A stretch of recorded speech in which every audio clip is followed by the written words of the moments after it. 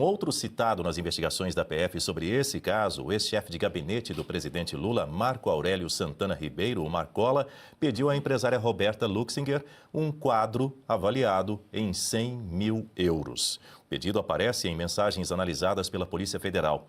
Em uma conversa de dezembro de 2024, Marcola perguntou a Roberta sobre o quadro. A empresária respondeu que a obra seria entregue na semana seguinte e que estava sendo emoldurada. Depois, Roberta enviou uma foto da obra e disse que o quadro estava no Carrousel du Louvre, em Paris.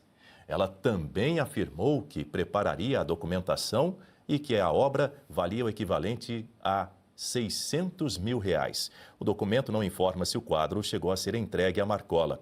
As mensagens também mostram Roberta levando ao então chefe de gabinete assuntos relacionados a interesses de clientes dela junto ao governo.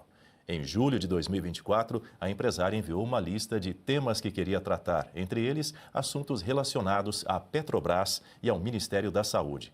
Marcola respondeu que ligaria mais tarde e informou que havia participado de uma reunião no dia anterior. A Polícia Federal também investiga pagamentos feitos por Roberta a Marcola.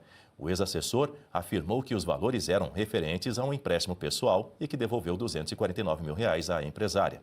A defesa de Roberta não quis se manifestar. Já a assessoria de Marcola afirmou que ainda não teve acesso à íntegra da investigação, criticou a divulgação das informações e disse que os valores recebidos foram integralmente pagos. Passa a palavra para Guta Pini. São muitos valores, né? São quadros, joias, pagamento de boletos, é muito dinheiro aí fluindo da Roberta para o Marcola, e o Marcola, que era o chefe de gabinete do Lula, controlava a sua agenda, controlava o seu celular, então, de fato, ele tem muito a se explicar, mas a gente já sabe muito bem onde é que tudo isso vai dar, se aqui ainda estivermos vivendo sob o império da lei. Agora, eu gostaria de voltar em relação à questão da casa, que era utilizada ali pelo Lulinha, pela Roberta, e aparece nesses diálogos que a despesa era de 100 mil reais por mês, e por conta disso, eles deveriam diminuir aí as viagens do Lulinha, né? Chama a atenção que a Polícia Federal diz que eles precisam avançar ainda nas investigações para entender de que imóvel a Roberta está falando. Mas quando a defesa do Lulinha se manifesta em relação a isso, eles já falam que se trata daquela mansão lá em Brasília, mas que o Lulinha só utilizava aquele imóvel esporadicamente, ele nunca morou ali e era só para reuniões. Então, nós podemos entender que o imóvel em questão é aquela mansão em Brasília. E sobre esse imóvel, houve um contrato de aluguel.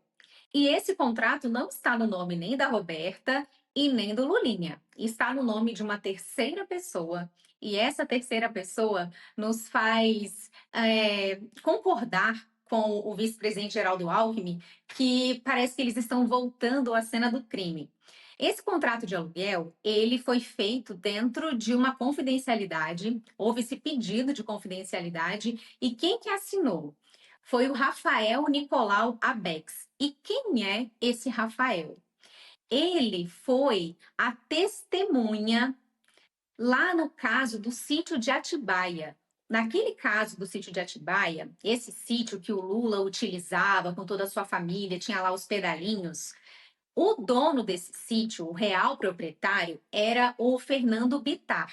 O Fernando Bittar, ele consta daquele grupo de WhatsApp com a Roberta e o Lulinha. Eram os três ali, que eles eram uma coisa só, os musaranhos, né? Era esse grupo de WhatsApp. Então, o Fernando Bittar era o dono do sítio e ele foi ouvido naquele processo da Operação Lava Jato. E ele chamou uma testemunha.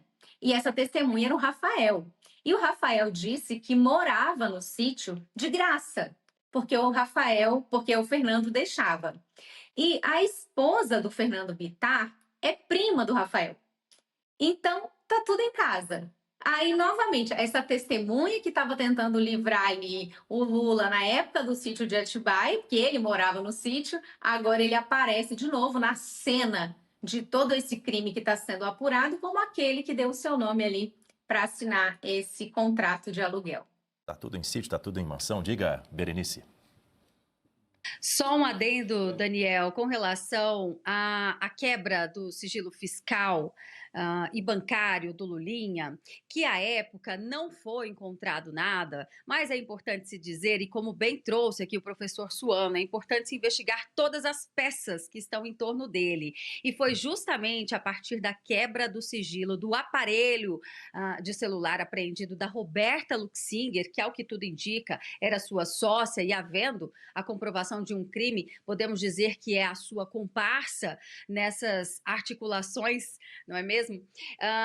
Nessa quebra de sigilo do celular dela é que essas informações agora estão chegando à imprensa, ainda que em doses homeopáticas. E por que eu estou trazendo isso? Porque na CPMI do INSS, eles também aprovaram a quebra do sigilo da Roberta Luxinger, só que à época nós tivemos ali a interferência do ministro Flávio Dino, que numa canetada impediu e tirou o poder da CPMI de quebrar o sigilo da Roberta Luxinger. Ela que, inclusive, mostramos já aqui em outras edições do jornal, numa foto, ao lado do próprio Flávio Dino, comemorando o fato dele ter sido aprovado para uma cadeira no Supremo Tribunal Federal.